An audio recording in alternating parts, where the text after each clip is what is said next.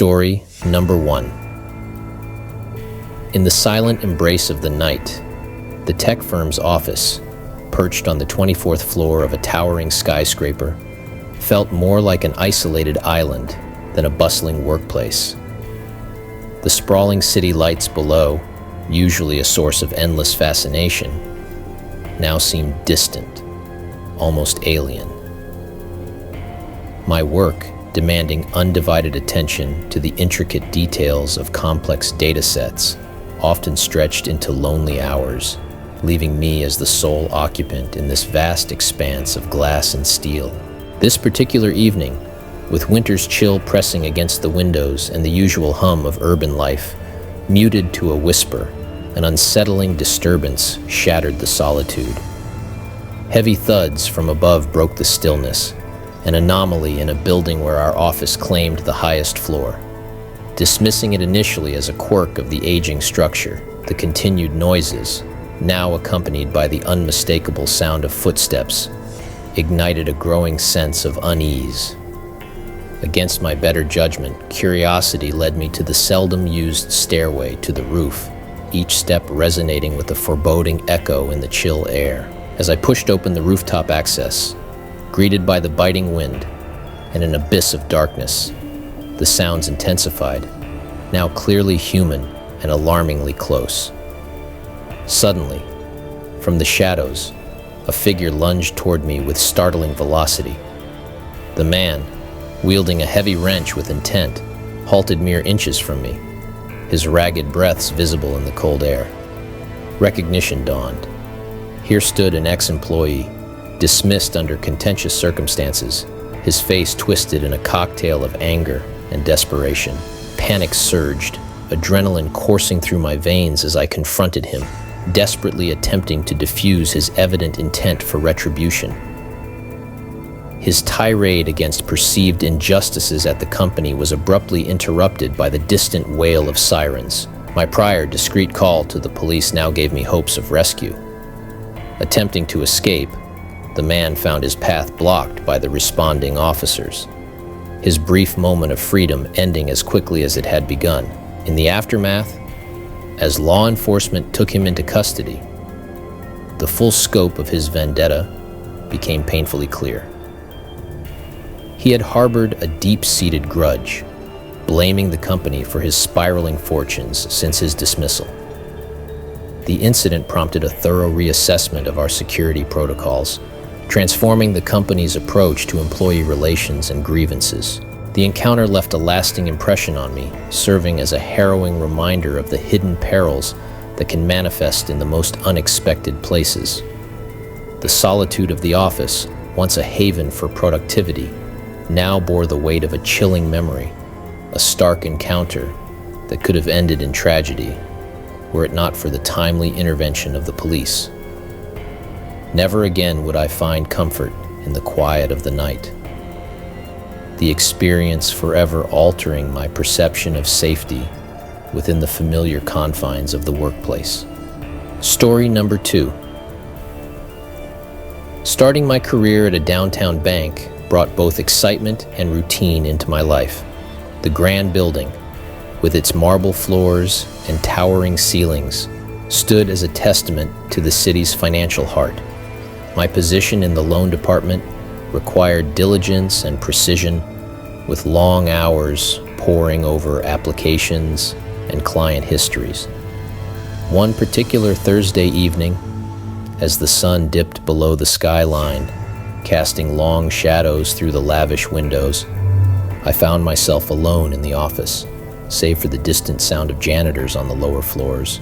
The quietness of the evening was shattered when the silent alarm beneath my desk blinked to life, a silent herald of danger. My heart raced as I realized this was not a drill.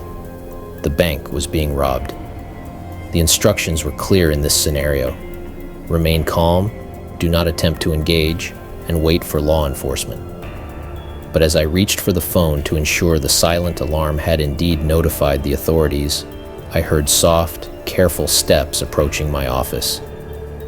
Someone was inside, and not just any intruder, but one of the robbers, likely scouting for more to steal or hostages to take.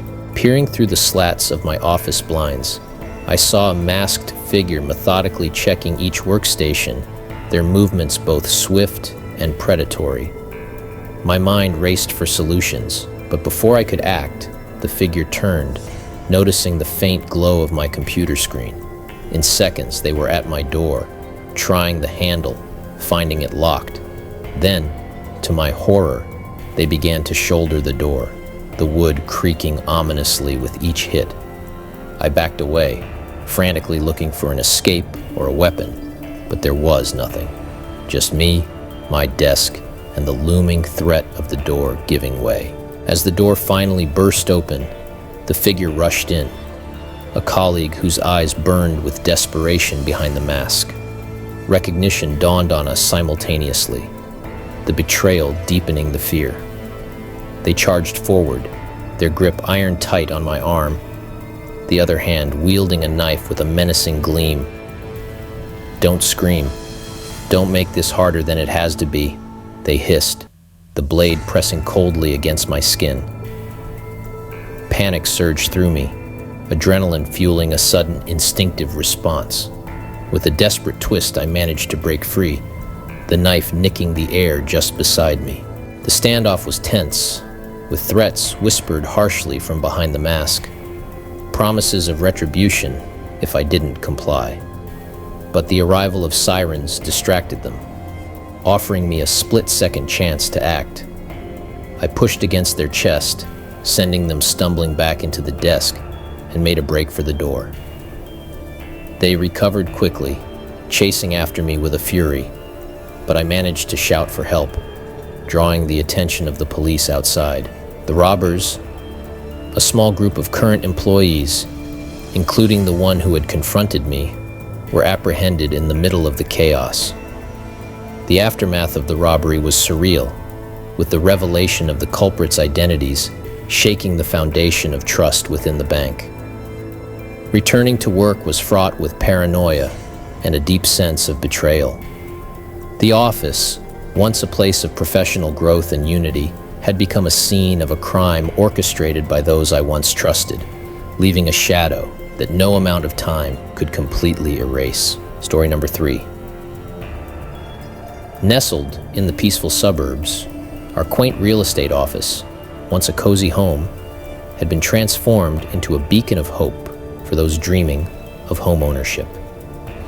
As the newest member of our team, I was captivated by the charm of our workplace, with its inviting porch and the warm ambiance that greeted every visitor.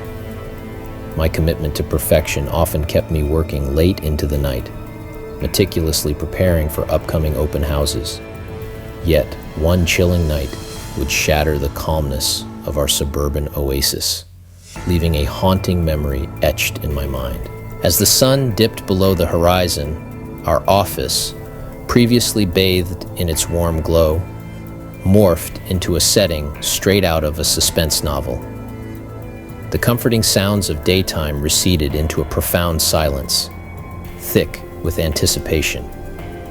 Lost in my work, I was startled by an unexpected disturbance, a soft yet insistent knocking at the front door, breaking the night's stillness. With a sense of unease, I approached the door.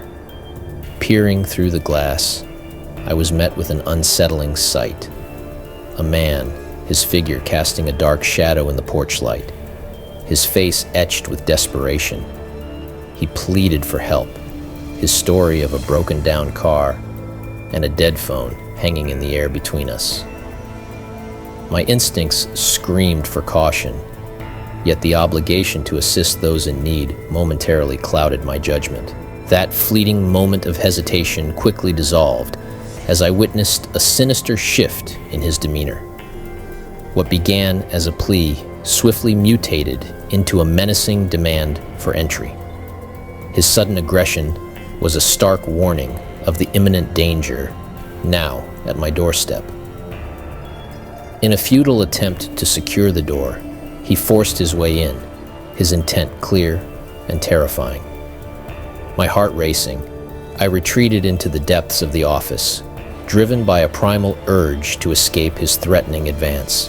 The ensuing chase was nothing short of a living nightmare. Every overturned chair and scattered paper marked my frantic escape through the office, evidence of the terror that gripped me. He pursued me relentlessly, his footsteps a constant, ominous sound that haunted my every move.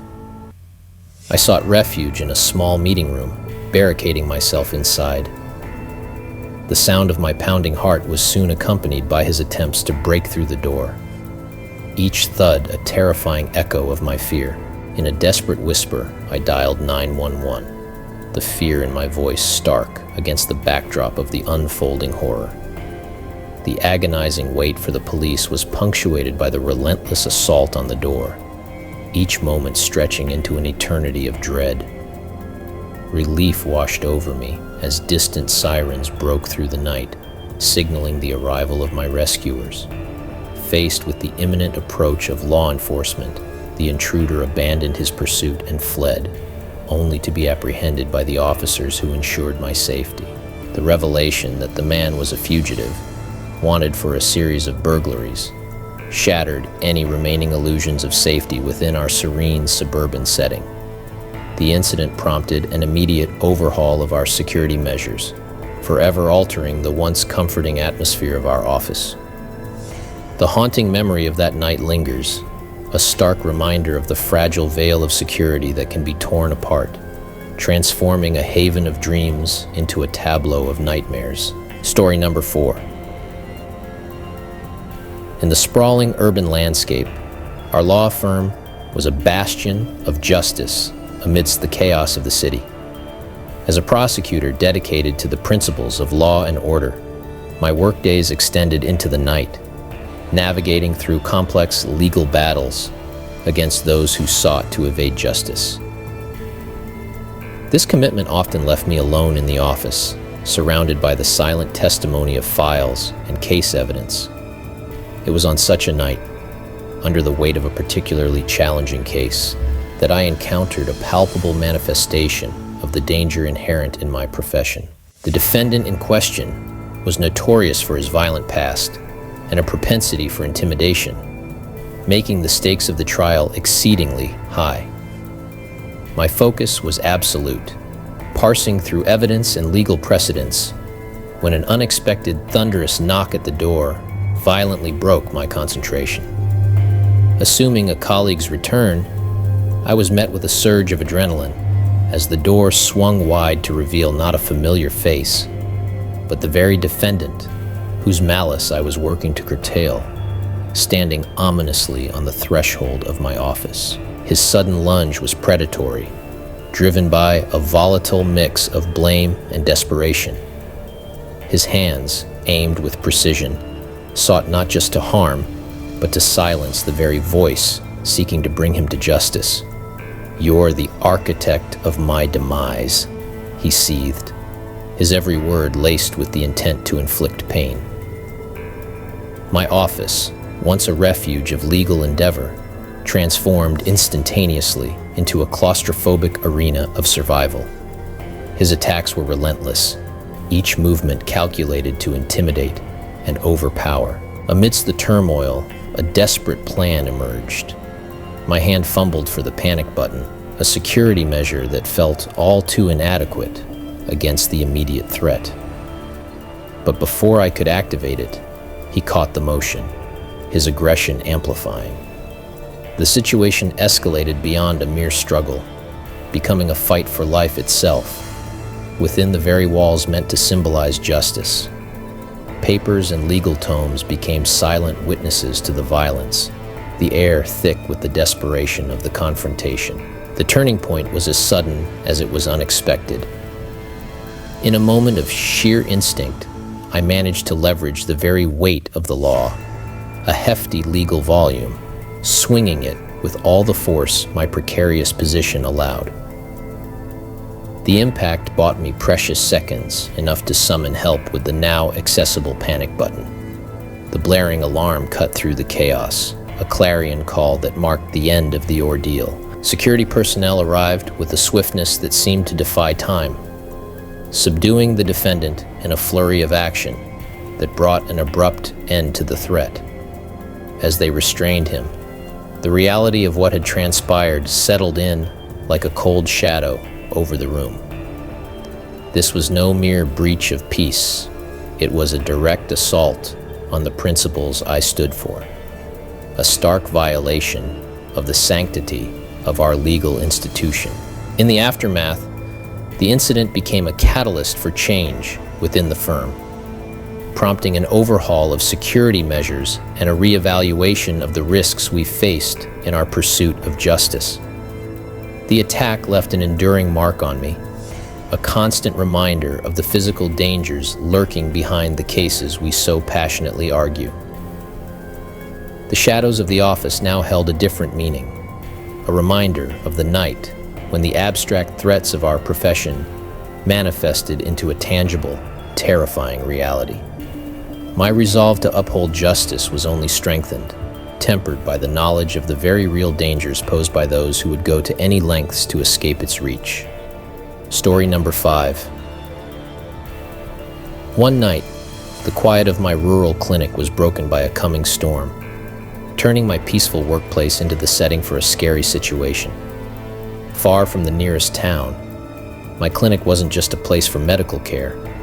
It was a key part of the community where I was as much a neighbor as I was a doctor. But that night, the solitude that usually felt so peaceful became the backdrop for a frightening confrontation.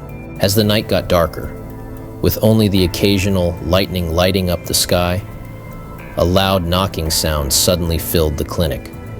The person at the door was a patient I had recently seen, someone I couldn't give a medical excuse for work leave to. This decision, though medically right, had upset him greatly. Now, with the storm raging around us, he came looking for a fight. He burst into the clinic, his anger as fierce as the storm outside, shutting the door with a bang that echoed through the building.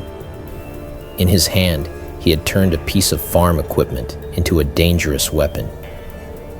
"You've ruined my life," he yelled, his voice full of threat and anger. I was stuck, unable to call for help because of the storm, and realized talking was my only option. But when he charged at me, it was clear. Talking wouldn't work. The clinic, usually a place of safety and healing, suddenly felt like a battleground.